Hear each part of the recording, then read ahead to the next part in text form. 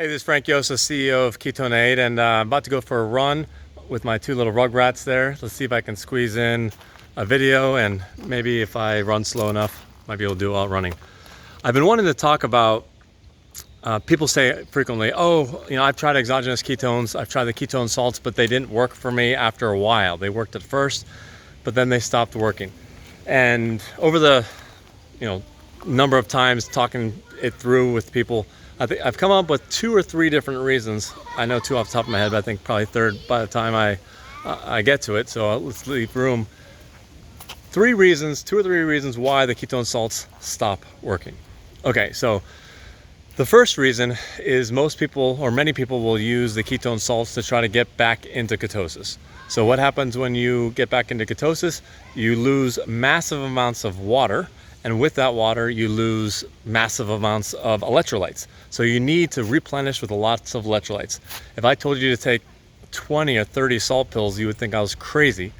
But here comes along these salt packets, or 1 scoop of these ketone salts, and it has massive amounts of salt similar to those 20 pills. So what's happening is people think that they're feeling the ketones and they're getting over this keto flu, but what they're really getting is the benefit of the salt. So one way you can save money is go buy some salt. I buy pink Himalayan salt capsules. You can buy empty capsules if you want and put pink sea salt in it, but I just buy the capsules. And then I also buy potassium citrate as well. And I take those in the morning, sometimes at lunch as well. And I would take a lot more if I was entering into ketosis. I've been in ketosis for 4 years now, vegan keto, but I still increase, have electrolytes, systematically. So people, what they say is after 2 weeks, they stop noticing the benefit of the ketone salts, and then they can't put their rings on. Well, you can't put your rings on because of the sodium load. The sodium load can be 2 to 4 grams, and they say take it twice a day, just massive sodium load. There's another video on, explanation of racemic salts versus non-racemic salts, and then ketone ester.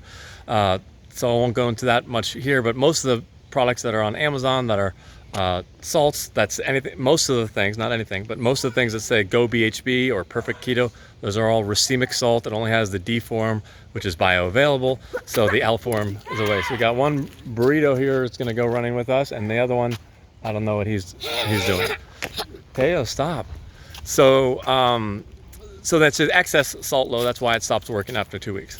And then another person said today that it stopped working after 2 or 3 months. And I said, well, that wouldn't make sense. Well, it might make sense if you're going in and out of ketosis constantly. So, that might be one reason. But then separately, look at that. He's wearing a burrito cape towel thing. But then I asked him, here's the second pitfall of most ketone salts. They add massive amounts of caffeine. Now, we can have a different debate later on about caffeine, good or bad, but the difference here is that the ketone salts, I better start moving because kids, the ketone salts, they load in the caffeine, and the ketones actually, the small amount that's in there will multiply the caffeine that's in the drink. So it might say, oh, 1 cup of coffee, but then it's the equivalent of 2 or 3 cups of coffee, but not in a good way. It's more like drinking the 3 cups of coffee, not like you get 1 cup, but then you get the benefit of 3 cups. No, it's delivering it, increasing the delivery of the caffeine to your brain.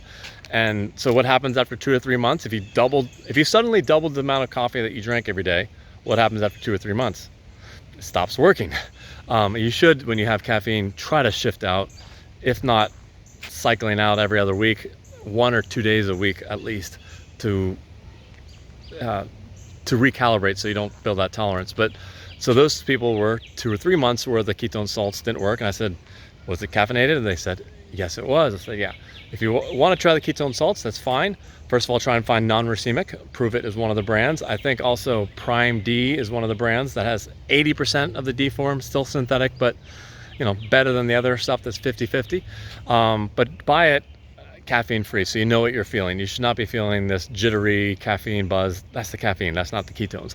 And whenever anyone has said, hey, I took your ester and I felt jittery and energy bouncing off the walls, and I said, did you also take it with caffeine? They said, yeah, is that bad? It's like, no, it's not bad, but what you felt was the caffeine. And then when you ask people who have not taken caffeine and took the esters what they feel, they say, oh, it's hard to explain. It's a calming, energetic ninja type flow state. So it's definitely a different feeling. So now we have this drink that is, our initial drink, KE4, was ketone ester, 50% ketone ester, super strong.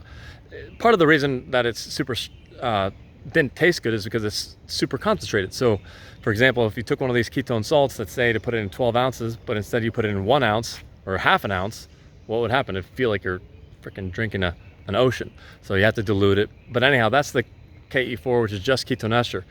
And what we did with the KE1 is we mixed the best of multiple molecules. We took 50% ketone ester of the active ingredient, ketones, 5 grams, so less. Half of it was ketone ester, 25% of it is ketone salt spread across all 4 salts, and then 25% of the salt with the salt extracted, so the free acid of beta hydroxybutyrate that you can't drink by itself, because then the pH would be way under 2 and just would be way too acidic. Uh-oh, here they come. So then someone might say, oh, I've tried the ketone salts, so I don't want to try KE1 because you said it has salt in it. Yeah, but the amount of salt in it is drastically, it's 85% less total salt load versus the racemic salts on a gram, on a total salt per DBHB. So if the racemic salts have 11 grams of racemic, it's 5.5 grams of D, and you calculate all the salt, 85%, what is he doing? 85% less total salt of the racemic salts. But then even the non-racemic salts, it's 75% less total salt. So the amount of salt in there is, 143 milligram of sodium, 143, potassium 143, and like 50 and 50 for magnesium and calcium. So a little bit more than double a Gatorade. And some athletes that actually sweat a lot might actually even need more salt than that. So it's nowhere near the amount of salt that that would lead to inflammation from holding extra water weight from excess salt. So try it out. KE1, I think we're going to be shifting over. Probably 80% of the people that are taking KE4 will shift over to KE1. We have a separate video on explaining the details of the difference, but it's definitely a lot easier to drink. $5 or $6 a bottle, depending on the quantity that you purchase. And my email is frank@ketonade.com. You can email me directly, and hit subscribe so you can get updated with other other posts, and leave a comment on something you might have learned here. But I'm glad I was able to sneak out another video, because I get asked this all the time. Exogenous ketones didn't work for me, ketone salts didn't work for me, or they stopped working. Why is that? And hopefully now you'll better understand. Thanks.